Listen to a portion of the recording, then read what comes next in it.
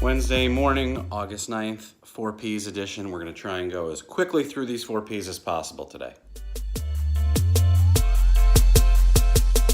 So I don't usually go too deep into things I'm watching on TV or on Netflix, but I just started watching The Crown, which is on Netflix. Now, I love historical period pieces as much as anyone, but I didn't realize how rooted in fact this show tries to be before I started watching it.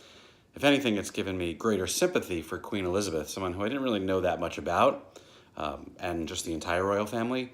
But more than anything, for the first time ever, it kind of makes me wish that I was British.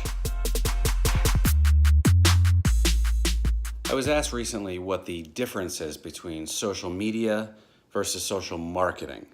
It's something that's often used interchangeably by people, and understandably so. There are a lot of similarities, but here's the difference in a nutshell.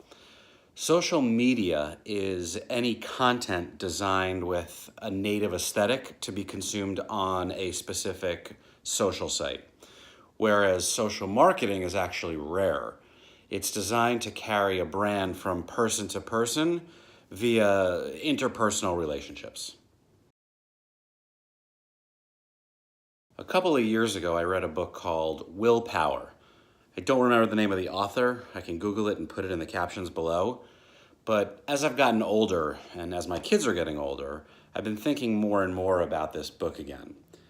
Essentially, the thesis is that we have a limited supply of willpower to use in our day-to-day lives. And you can train your willpower to be stronger, just like a muscle. Right? When you exercise and thus strengthen your self-control, your available willpower becomes less readily depleted, just like a muscle. Your success at focusing your willpower on reaching whatever goals you have, whether it's weight loss or exercise or just getting organized, it'll hinge completely on the quality and the composition of those goals. Now, the key is to avoid what's called decision fatigue. Having to make so many important decisions on a regular basis exhausts your available willpower and thus makes it difficult to resist temptations. So limit the number of decisions you have to make on a daily basis.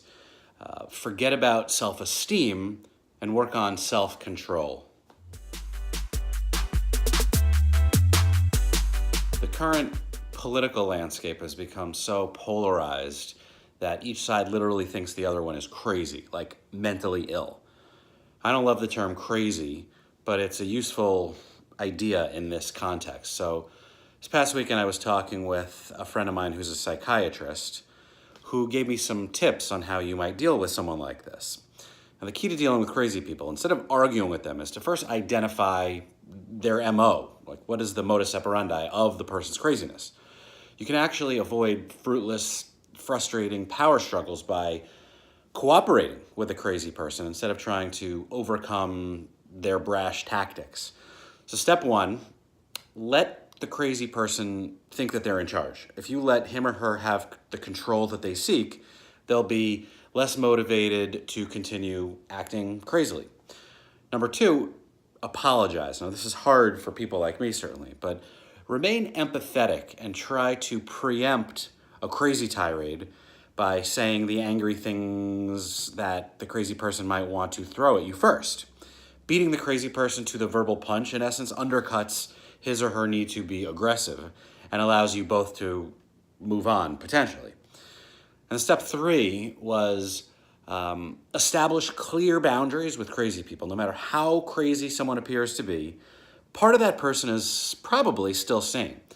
You may not change their mind per se, and if that's the case, just avoid those people altogether if you can, or at least don't engage them, and focus on those who can still be influenced.